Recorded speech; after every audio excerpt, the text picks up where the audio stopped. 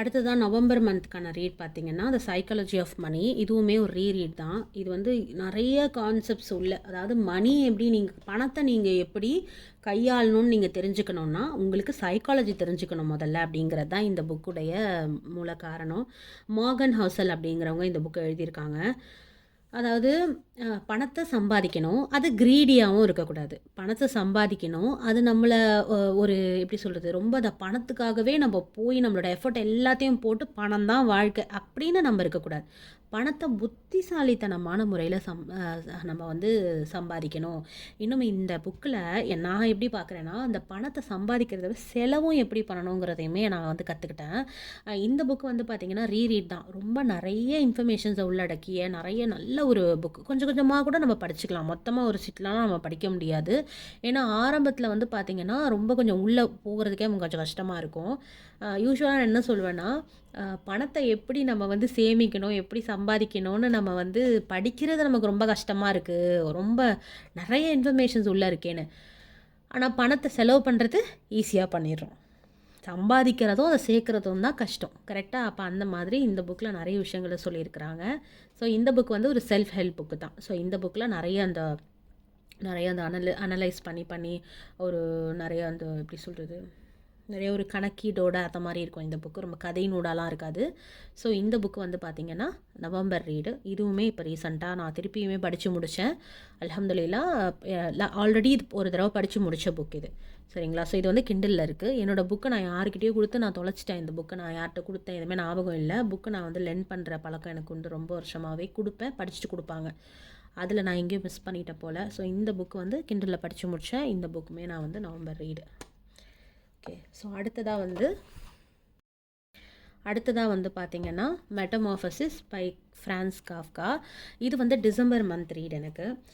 இந்த புக்கு வந்து பார்த்திங்கன்னா காஃப்கா அப்படிங்கிறவங்க தான் எழுதியிருக்காங்க. இது வந்து ஒரு கிளாசிக். இது வந்து ஒரு லிட்ரேச்சர். இது வந்து ரொம்ப வருஷத்துக்கு முன்னாடி எழுதின ஒரு கதை. இந்த புக்கு வந்து பார்த்திங்கன்னா ஒரு கிரிகோர் அப்படிங்கக்கூடிய ஒரு கதாபாத்திரம். இந்த கதாபாத்திரம் வந்து பார்த்திங்கன்னா ஒரு நாள் காலையில் எழுந்திரிக்கும் போது வந்து பூச்சா மாறிடுறாரு. அதுக்கப்புறம் என்ன, இவருக்கு ஒரு தங்கச்சி, அம்மா அப்பா இருக்காங்க. இவர் வந்து ஒரு ட்ராவலிங் சேல்ஸ்மேனாக இருக்கிறாரு. ரொம்ப குறைந்த ஒரு பக்கங்கள் உள்ள புத்தகம். இந்த புக்கு நான் கோவிட் டைமில் நிறைய புக்ஸ் வாங்கி படிச்சுட்டு இருக்கும்போது இந்த புக்கு நான் வாங்கி படித்தேன். இந்த புக்கு கிட்டத்தட்ட ஒரு 3-4வது தடவை இதை நான் படிக்கிறேன் இப்போது. இந்த வருஷத்தில் 2 டைம்ஸ் ஏன்னா டிசம்பர் மந்த் ரீட் பண்ணணும். எனக்கு வந்து இது நம்ம ரீட் பண்ணமே இப்போ எப்படி இருக்குதுன்னு நான் ஒரு ஜனவரியிலே எடுத்து படித்தேன். ஜனவரி பிப்ரவரி எடுத்து படித்தேன். திருப்பி இப்போ டிசம்பரில் எடுத்து படித்தேன். ஒவ்வொரு முறையுமே ஒவ்வொரு மாதிரி விஷயங்களை சொல்லி கொடுத்துச்சு. ஏன்னா சில விஷயங்கள் நம்ம திருப்பி படிக்கணும். படிக்கும்போது வயதுக்கு ஏற்ற மாதிரிங்கிறத விட அனுபவத்துக்கு ஏற்ற மாதிரி நமக்கு நிறைய விஷயங்களை நமக்கு வாழ்க்கை சொல்லி கொடுக்கலாம். அந்த மாதிரி தான் இந்த புக்கு. இந்த புக்குடைய ஒரு பாதி பக்கத்துக்கு வந்து இவர் பூச்சா இருந்து என்ன மாதிரிலாம் சிரமப்படுறாருங்கிறது தான் இருக்கும்.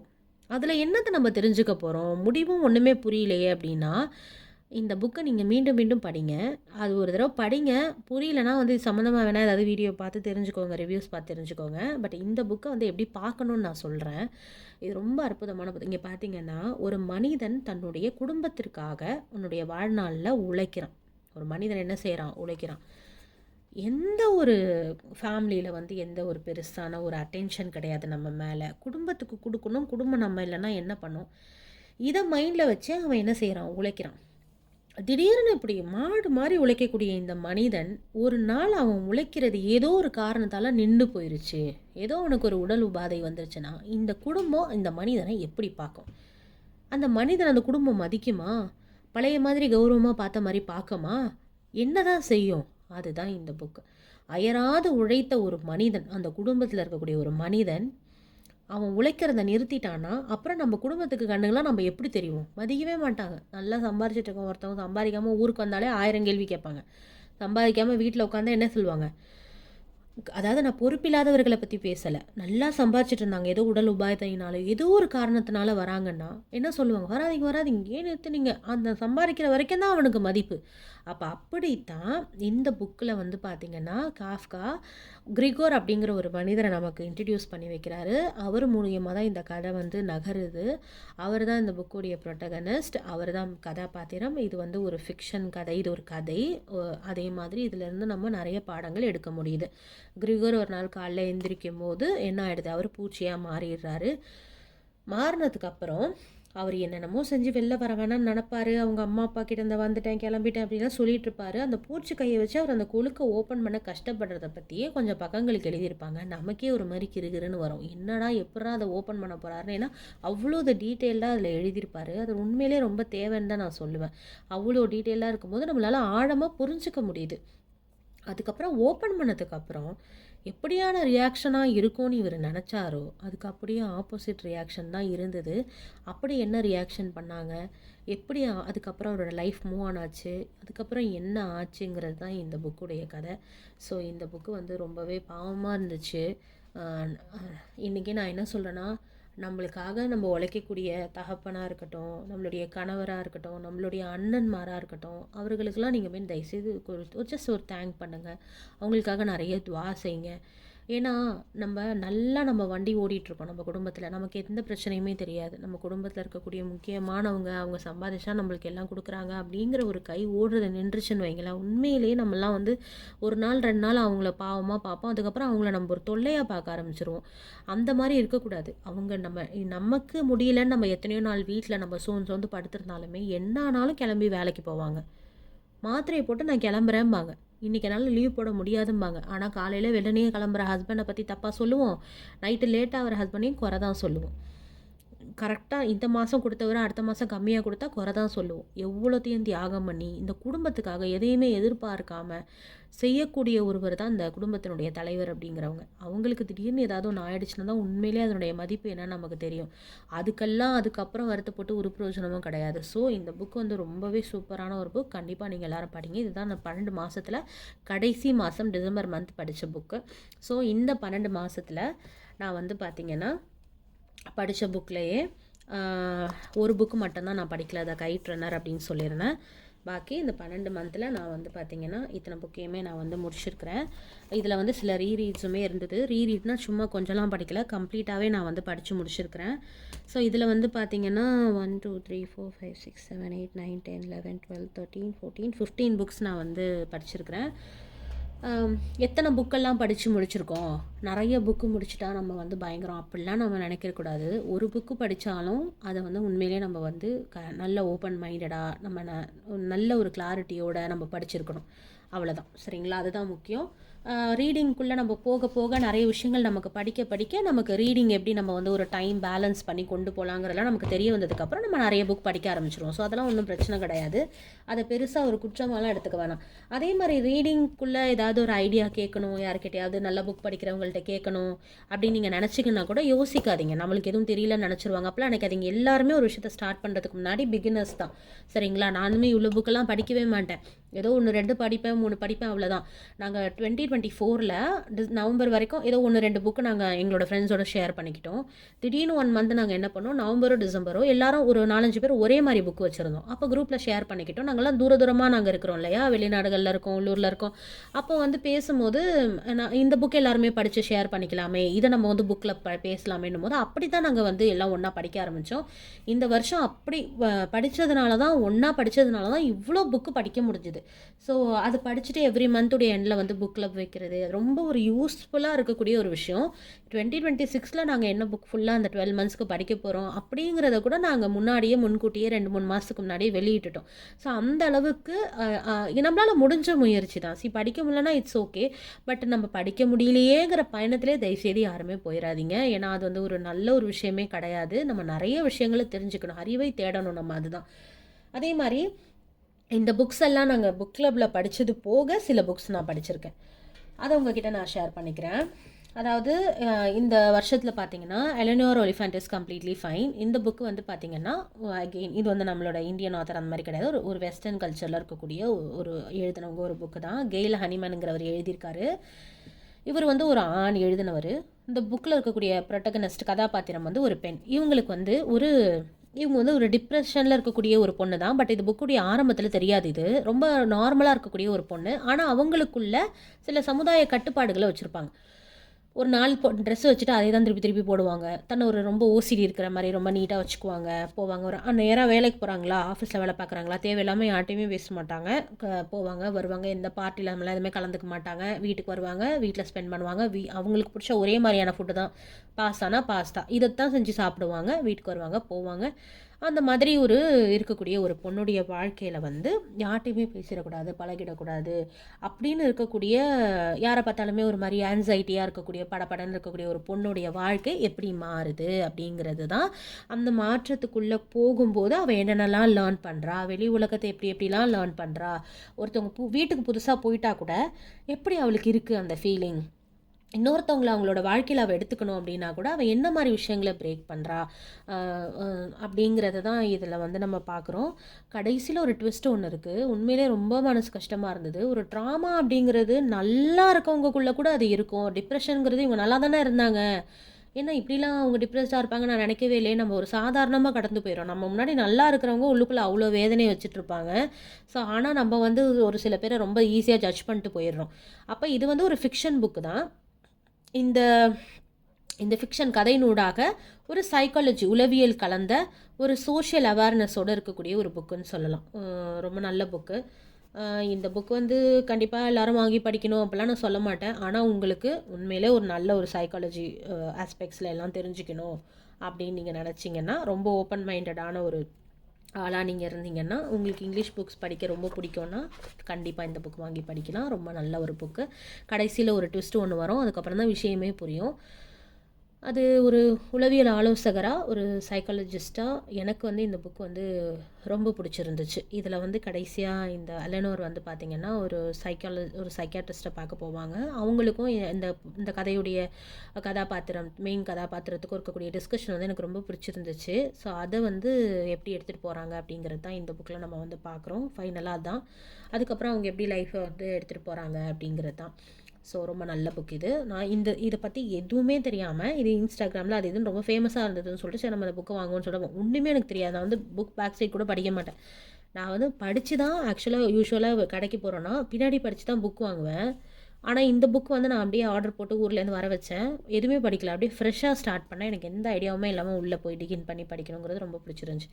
ஸோ இந்த புக் நான் வந்து இந்த வருஷம் எக்ஸ்ட்ராவாக படித்த புக்ஸ் எதுவுமே புக்கில் இல்லாமல் என்னோட அந்த அந்த இதில் விருப்பத்தில் எடுத்து படித்தேன். அடுத்ததாக before the coffee gets cold அப்படிங்கிற இந்த புக் வந்து டோஷிகாசோ கவாகுச்சி அப்படிங்கிறவங்க வந்து எழுதியிருக்காங்க. இது ஒரு ஜாப்பனீஸ் நாவல்.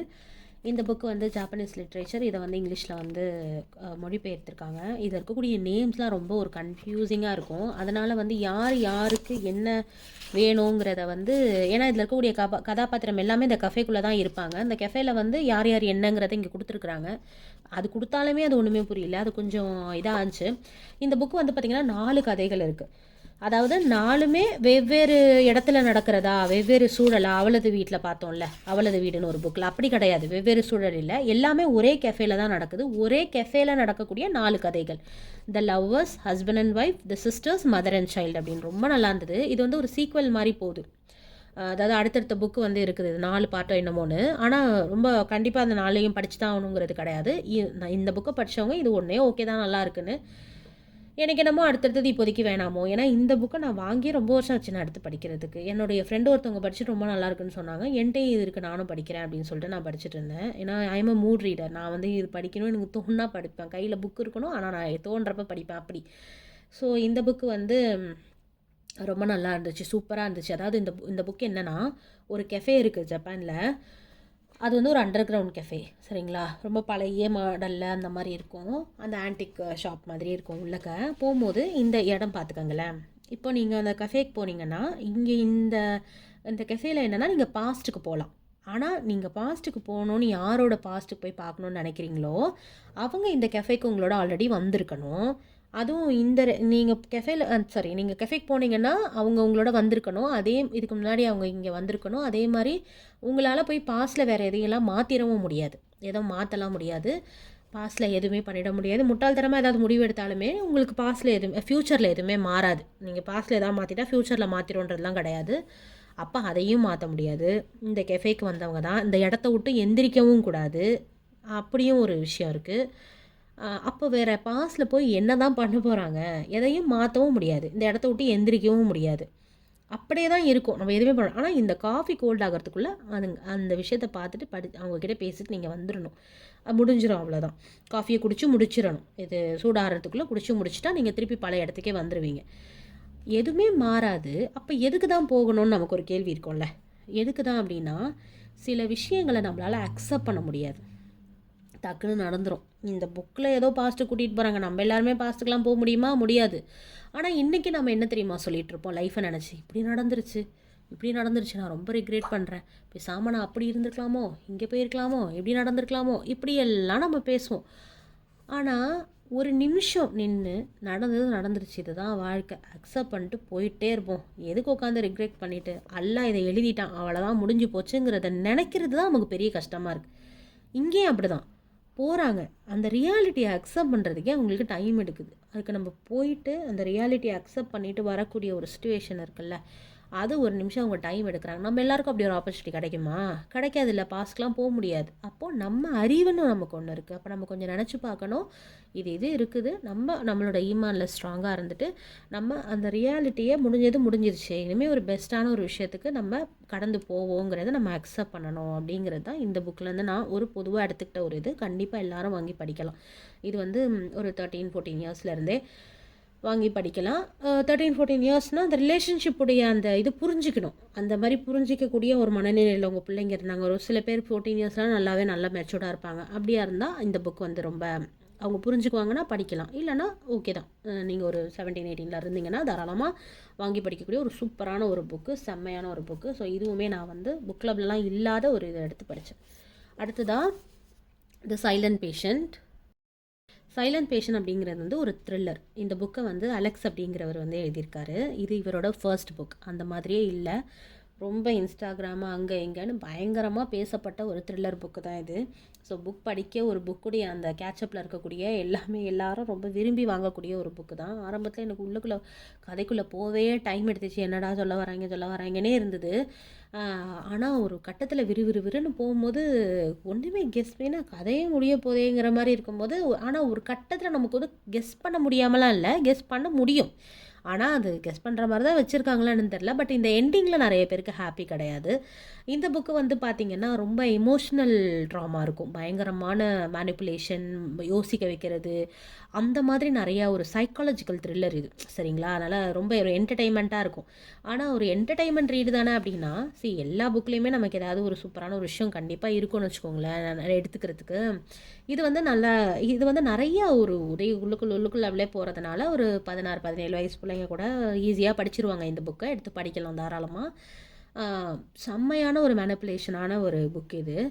நல்லா இருக்குது. பட் எண்டிங் வந்து அவ்வளோக்கா பெருசாக திருப்தி இல்லைனா அது ரைட்டர்ஸ் சாய்ஸ், அது ஓகே தான், அப்படியே இருந்துட்டு போட்டோம். பட் ரைட்டிங் நல்லா இருந்துச்சு, உள்ளுக்குள்ளே போக போக நல்லா இருந்தது, ரொம்ப பயங்கரமாக இருந்துச்சு. இந்த இந்த மெயின் கேரக்டரில் வந்து ஹஸ்பண்ட் அண்ட் ஒய்ஃப் ரெண்டு பக்கமும் இருக்காங்கன்னா அவங்க ரிலேஷன்ஷிப்பில் சீட்டிங் நடக்குது. அந்த சீட்டிங் நடக்குது, யார் எப்படி காரணமாக இருந்தால், எந்த அளவுக்கு அந்த ரிலேஷன்ஷிப்பை நம்பினாங்க, நம்பினவங்கள அவங்க எப்படி நடத்துனாங்க, இதெல்லாம் வந்து ரொம்ப நல்லா இருக்குது. இதெல்லாம் வந்து எதுக்கு நீங்கள் சின்ன பிள்ளைகளை படிக்க சொல்கிறீங்க அப்படிலாம் நினைக்காதீங்க. எல்லாருமே தெரிஞ்சுக்கக்கூடிய ஒரு புக்கு தான். நல்லா இருக்குது. இது எப்படி வந்து ஒரு இதை வந்து மறைக்கிறாங்க, அதுக்கு எப்படிலாம் வந்து டிடெக்டிவ் ஸ்டோரி மாதிரி இது உள்ளே போகும், அப்படியே த்ரில்லரில் கண்டுபிடிக்கிற மாதிரிலாம் இருக்கும். நல்லாயிருக்கும், நமக்கு கொண்டு வந்து இது பண்ணுவாங்க. இதுவுமே ஒரு நல்ல புக். இது ரொம்ப ஒரு நல்ல ஜாலியான ஒரு ரீடாக இருந்துச்சு. இதுவுமே புக் கிளப்லலாம் இல்லை, நானே எடுத்து படித்தது.